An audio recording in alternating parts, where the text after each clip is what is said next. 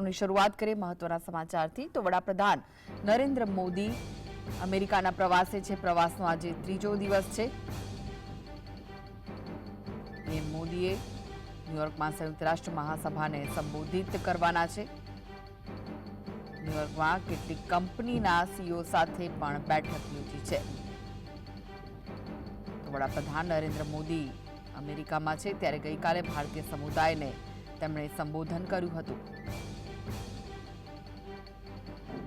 PM મોદીના America પ્રવાસનો આજે ત્રીજો દિવસ છે. વડાપ્રધાન નરેન્દ્ર મોદી અમેરિકાના પ્રવાસે છે ત્યારે ન્યુયોર્કમાં સંયુક્ત રાષ્ટ્ર મહાસભાને તેઓ સંબોધિત કરવાના છે. વડાપ્રધાન નરેન્દ્ર મોદીએ ન્યુયોર્કમાં કેટલીક કંપનીના સીઈઓ સાથે પણ બેઠક યોજવાના છે.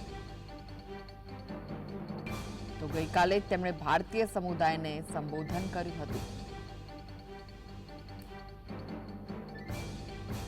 તો વધુ વિગતો માટે જોડાઈ ગયા છે સહયોગી કામેશ ચોકસી. કામેશ, વડાપ્રધાન મોદીના અમેરિકા પ્રવાસનો આજે ત્રીજો દિવસ છે, કેટલો મહત્વપૂર્ણ કહી શકાય? બિલકુલ કૃષ્ણા, ચોક્કસથી આપણે જણાવી દઉં કે અત્યારની માહિતીની જો વાત કરવામાં આવે તો પ્રધાનમંત્રી નરેન્દ્ર મોદીના જે અમેરિકાનો જે પ્રવાસ છે એનો આજે ત્રીજો દિવસ છે.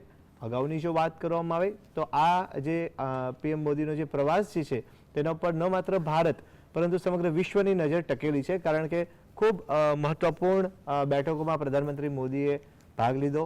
આજની વાત કરવામાં આવે તો આજે તેઓ સંયુક્ત રાષ્ટ્ર મહાસભાને તેઓ સંબોધન કરવાના છે. તેની ઉપર પણ સમગ્ર વિશ્વની નજર રહેશે. હાલની જો વાત કરવામાં આવે તો તેમણે ન્યુયોર્કમાં કેટલાક જે ટેકનોલોજી સેવી જે કંપનીઓ જે છે તેના સીઈઓ સાથે મહત્વપૂર્ણ બેઠક યોજી હતી.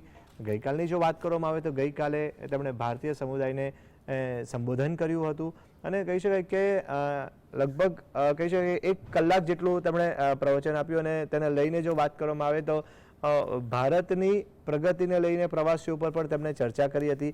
બીજી બાબતની જો વાત કરવામાં આવે તો ભારત તરફથી જે શાંતિ માટેના જે પ્રયાસ કરવામાં આવી રહ્યા છે તેની ઉપલબ્ધિઓ જે છે તેના માટેની તેમણે વાત કરીને આ સાથે જ તેમણે એ પણ જણાવ્યું કે ભારત જે છે એ યુદ્ધનો યુગ નથી જણાવી રહ્યું, પરંતુ દુનિયાએ શાંતિ માટેની જે પહેલ ભારતે કરી છે અને આ વાત સમગ્ર દુનિયાએ ગંભીરતાથી લેવી પડશે. એટલે ખૂબ મહત્વપૂર્ણ બાબત છે. ગઈકાલે તેમણે જે ભારતીય સમુદાયને સંબોધન કર્યું હતું તેમાં પણ ખૂબ મોટી સંખ્યામાં લોકો ઉમટી પડ્યા હતા અને મોદીના નારા લાગ્યા હતા ત્યાં આગળ.